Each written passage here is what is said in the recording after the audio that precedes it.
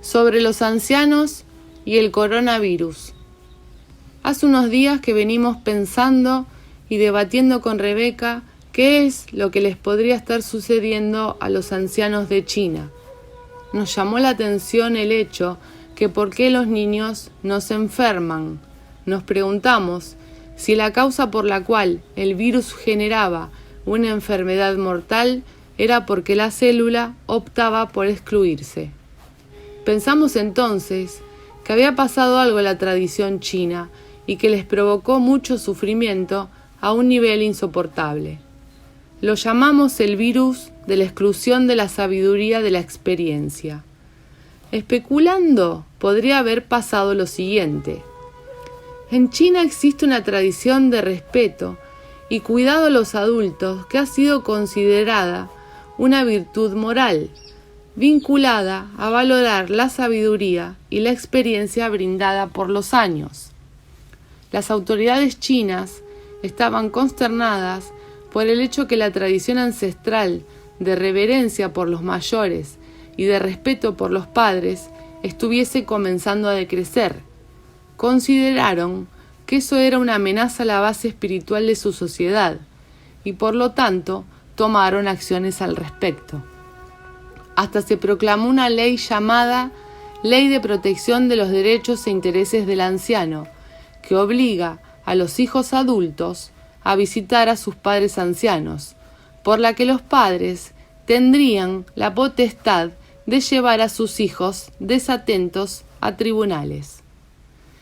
Este virus aparece antes de la principal festividad, el Nuevo Año Chino, donde por costumbre la actividad cesa totalmente para que los trabajadores jóvenes puedan viajar a reencontrarse con su familia de origen.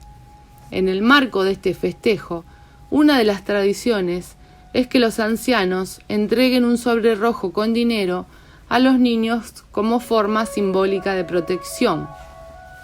Es necesario aclarar que en 1979 se introdujo la política de un solo hijo y desde 2015 fue modificado al límite de 2 hijos por pareja.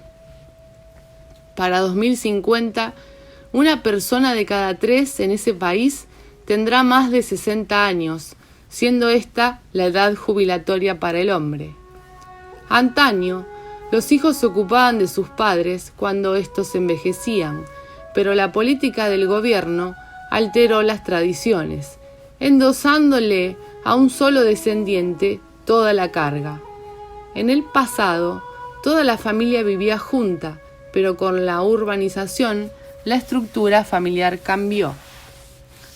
Esto cargó a la sociedad o al resto de la familia con la responsabilidad de ocuparse de las personas mayores, mientras que los jóvenes de toda China se ven obligados a migrar a las grandes metrópolis en búsqueda de empleos y de sueldos más altos. Los hijos tienen su carrera y su familia, no tienen ni el tiempo, ni el dinero, ni la energía para ocuparse de sus padres, quienes luego de jubilarse deben vivir en instituciones costosas durante 20 años o más.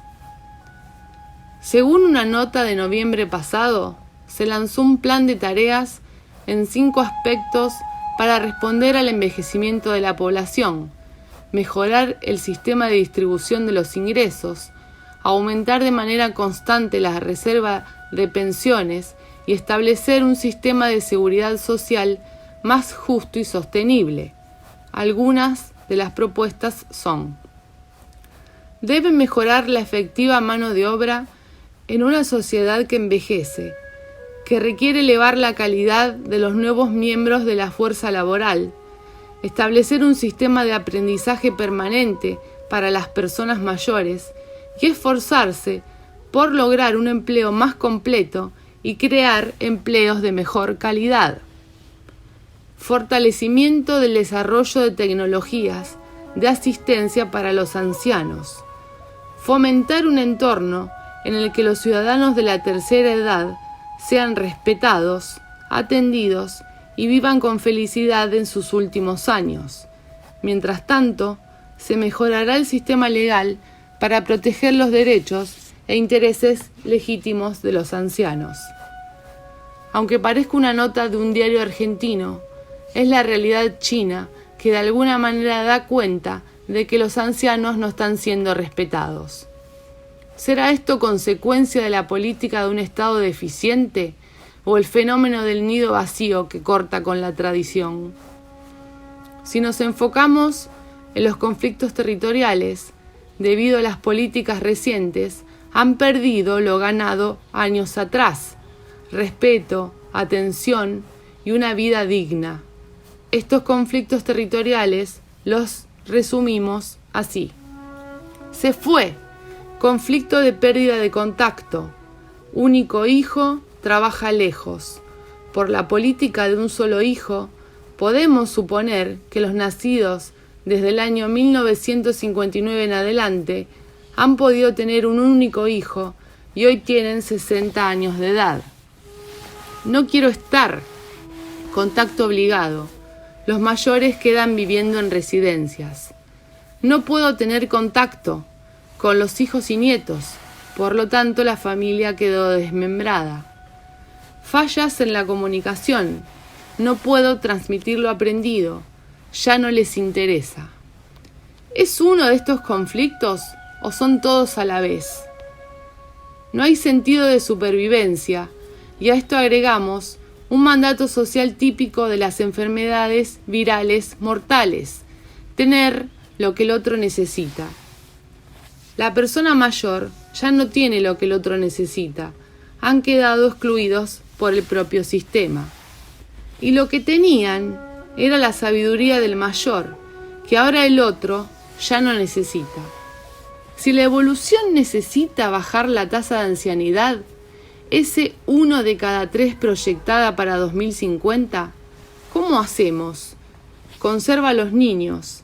El coronavirus no afecta habitualmente en forma mortal a los menores. La contradicción. ¿El virus viajó en avión o estaba en Italia o España como información? Es de público conocimiento que los gobiernos de estos países ofrecen un sueldo a los jóvenes que quieran ir a vivir a pueblos que han quedado solo con residentes mayores. Hablamos de 70 años para arriba, o sea, pueblos de viejos. En Alemania también se busca importar mano de obra joven. Entonces, la información está, no viajó. El pensamiento, las emociones la activaron. ¿Y en nuestro país cómo estamos? Podríamos abrir otro debate. ¿Están quedando aislados o marginados los mayores? Nos llama la atención cómo se plantea esta situación en contradicción, en una lucha entre lo nuevo y lo viejo. Sabemos que cuando las contradicciones se superan dialécticamente, generan movimiento progresivo, pero se estaría anulando el polo de lo viejo. ¿Será necesario actualizar esa antigua tradición? Según especialistas, la jubilación es uno de los momentos de transición más importantes de una persona. Nuestra lista de deberes no contempla esta etapa. Este nada como respuesta al deber hacer se contrapone con las infinitas posibilidades que se abren al jubilarse. En su mayoría, las mujeres reportan menos conflictividad ante la jubilación que los varones, por una razón sencilla. A lo largo de su vida, tuvieron que afrontar el trabajo afuera a costa de mantener, además, el trabajo adentro de su casa. La jubilación aparece entonces como un reparo histórico de tener que dejar una de sus múltiples tareas. Y, por otro lado, la mujer desarrolla en su vida mayores habilidades sociales, justamente por haber tenido que hacer otras tareas, además de trabajar. En el varón, en cambio, existe una demanda de que más allá del deporte, donde se muestra la virilidad es en el trabajo.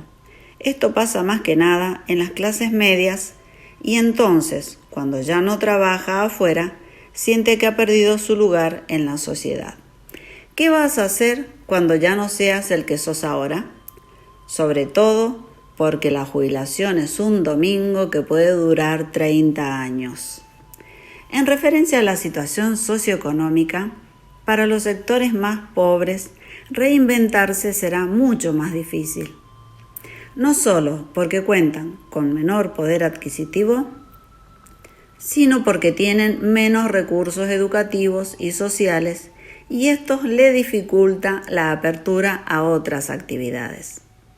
Por lo común, todos valoramos y respetamos a las personas mayores que amamos o a las que conocemos bien. En muchas sociedades tradicionales, las personas de edad son respetadas como nuestros mayores, pero en otras, las mujeres y los hombres de edad pueden ser menos respetados. Resumiendo, los adultos mayores entran en una nueva realidad donde la supervivencia se ve afectada. Pierden la independencia, pasando a depender de sus hijos, quienes son parte de una población activa que carga sobre sus hombros un peso muy grande. Sumado al control de la natalidad, a la mayor expectativa de vida, lo que conlleva el envejecimiento de la población, esta carga continuará en crecimiento. La Organización Mundial de la Salud viene advirtiendo sobre esta situación y proponiendo acciones para revertirla. Por último, abrimos el hilo de lo que toda esta moda anti-envejecimiento nos ha afectado. Hasta nos sometemos a tratamientos dolorosos para evitar lo inevitable, como si yo no quisiera ser el que por naturaleza voy a ser. Es necesario cambiar los estereotipos, la forma misma en que concebimos el envejecimiento.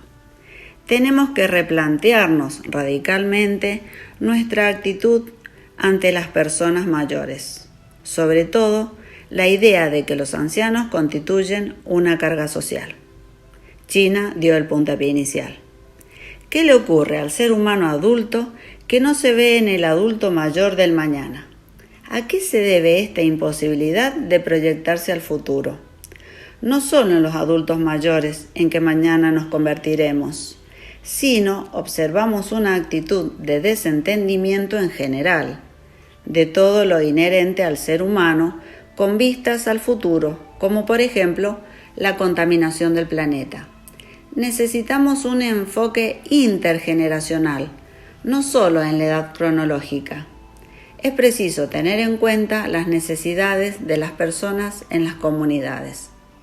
Esta disonancia en la mirada, este sujeto que solo piensa en el hoy, que no repara en el futuro, es también el adulto rígido que será cuando sea viejo, y que se opone a la innovación como si fuera algo prohibido, y que no puede mirar a su pasado. Nos preguntamos y planteamos el porqué de esta desconexión con el tiempo. ¿Cómo podemos unir pasado, presente y futuro? El adulto mayor, al polarizarse en toda su experiencia, excluyó al joven y a lo joven, lo nuevo. Y con esto se autoexcluyó, pero necesita del joven y lo nuevo. Desde lo individual, ¿qué podemos hacer? Hasta que surjan medidas colectivas, podríamos comenzar a realizar pequeñas acciones diarias en cada encuentro con un adulto mayor, con un niño, acciones diferentes, miradas diferentes. Si cada uno pudiese verse en cada niño, en cada joven, en cada anciano. Nosotros, adultos jóvenes, somos el punto medio del aquí y ahora, entre niños y jóvenes y adultos mayores. Recordemos que desde la psicobiología social se propone que la enfermedad aparece cuando no estoy. Sería cuando no estoy en esta completitud o en este aquí y ahora completo, que incluya al otro sin excluirme a mí. Entonces estoy en el joven y estoy en el mayor. Ahora sí, puedo pensar en el futuro, el planeta, la contaminación y tantos otros temas, cuando la empatía se extendió a la vida completa. La fuerza de la humanidad está en la unión del pasado, presente y futuro.